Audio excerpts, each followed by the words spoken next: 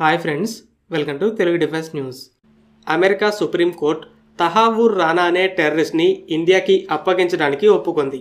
అతను 2008 Mumbai terror అటాక్స్లో involve అయ్యాడు. ఈ రానా పాకిస్తాన్లో పుట్టిన ఒక అమెరికన్ బిజినెస్ మ్యాన్. ఇండియా అతన్ని అప్పగించాలని అడిగిన తర్వాత 2020లో అమెరికా అరెస్టు చేసింది.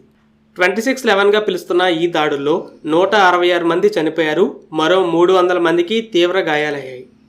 ముంబై దాడుల తర్వాత రానా మరో టెర్రరిస్ట్ అటాక్ ప్లాన్లో కూడా పాల్గొన్నాడు. ఇది డెన్మార్క్లో జరిగింది. దానికి లింక్ ఉందనే అమెరికా 2009లో మొదటిసారి అరెస్ట్ చేసింది. కానీ డెన్మార్క్ కేసే కానీ ఇండియాలో జరిగిన దాడులతో సంబంధం అన్నట్టు ఒప్పుకోలేదు.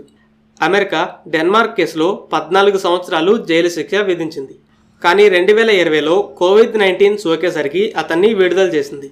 అయితే ఇండియా వెంటనే అతన్ని అప్పగించాలని అడిగేసరికి డొనాల్డ్ ట్రంప్ ప్రభుత్వం అతన్ని మళ్ళా అరెస్టు చేసింది. కానీ ట్రంప్ ఎలక్షన్స్లో ఓడిపోయిన తర్వాత వచ్చిన బైడెన్ ప్రభుత్వం మాత్రానికి కోర్టు ప్రొసీడింగ్స్ అంటూ లేట్ చేసుకుంటూ వచ్చింది. ఇక ట్రంప్ రెండోసారి అధికారంలోకి వచ్చిన 5 రోజులకే అమెరికా కోర్టు అనేది అతన్ని ఇండియాకి అప్పగించడానికి ఒప్పుకుంది. 26/11 ముంబై అటాక్స్ గురించి అందరికీ తెలిసిందే. 2008 నవంబర్ 26న మొదలయ్యాయి కాబట్టి అమెరికాలో జరిగిన ట్విన్ టవర్ అటాక్ని 9/11గా పిలిచినట్టు వీటిని 26/11గా పిలిచారు. పాకిస్తానీ టెర్రరిస్ట్ గ్రూప్ లష్కరే తైబాకు చెందిన 10 మంది ముంబైలో 12 చోట్ల మాస్ షూటింగ్, బాంబ్ బ్లాస్ట్లు చేశారు. తాజ్ హోటల్ లాంటి పబ్లిక్ ఎక్కువగా ఉండే ప్లేసెస్ని టార్గెట్ చేశారు. అయితే ఈ ప్లేసెస్ని సెలెక్ట్ చేసిన ప్లానింగ్లో రానా ఇన్వాల్వ్మెంట్ ఉంది. రానాతో పాటు డేవిడ్ హెడ్లీ అనే మరో పాకిస్తానీ అమెరికన్ ఉన్నాడు. వీళ్ళిద్దరికీ లష్కర్తో సంబంధాలున్నాయి. రానాకి అమెరికా నుండి ప్రజలను విదేశాల్లో సెటిల్ చేసే ఇమిగ్రేషన్ కంపెనీ ఉంది. డేవిడ్ అందులో ఒక ఎంప్లాయీగా ఉండేవాడు. డేవిడ్ పని ఏంటంటే ఈ గ్రూప్ ఏ దేశంలో దాడి చేయాలనుకుంటుందో ఆ దేశానికి వెళ్ళి సర్వే చేసి అనుకూలంగా ఉన్న ప్రదేశాలను సెలెక్ట్ చేసి లష్కర్కి చెప్తాడు. వాళ్ళు దాడులు చేస్తారు.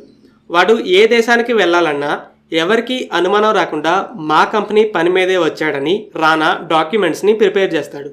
అలా డేవిడ్ 2006 నుండి 2008 మధ్య ఇండియాకి కూడా చాలాసార్లు రావడానికి రానా సపోర్ట్ చేశాడు. ఈ దాడుల తర్వాత వీళ్ళిద్దరూ ఇలానే డెన్మార్క్లో చేసిన దాడుల్లో కూడా పాల్గొన్నారు. ఒక డెన్మార్క్ న్యూస్ పేపర్ కాంట్రవర్సీలో లష్కర్ లాంటి తీవ్రవాదులు బాగా హర్ట్ అయ్యి టార్గెట్ చేశారు. అమెరికా వీళ్ళిద్దరిని అరెస్టు చేసింది. డేవిడ్ డైరెక్ట్గా ఇన్వాల్వ్ అయ్యాడు కాబట్టి అతనికి మాత్రానికి 35 ఏళ్ల శిక్షని విధించింది. వాడు ఇంకా జైల్లోనే ఉన్నాడు. డొనాల్డ్ ట్రంప్ అమెరికా ప్రెసిడెంట్గా ఉన్నప్పుడు డిఫెన్స్, ట్రేడ్, టెర్రరిజంతో ఫైట్ చేయడంలో ఇండియాతో మంచి సంబంధాలని ఏర్పరచుకున్నాడు. మోదీ గారికి ట్రంప్కి మధ్య మంచి ఫ్రెండ్షిప్ ఉందని తెలిసింది.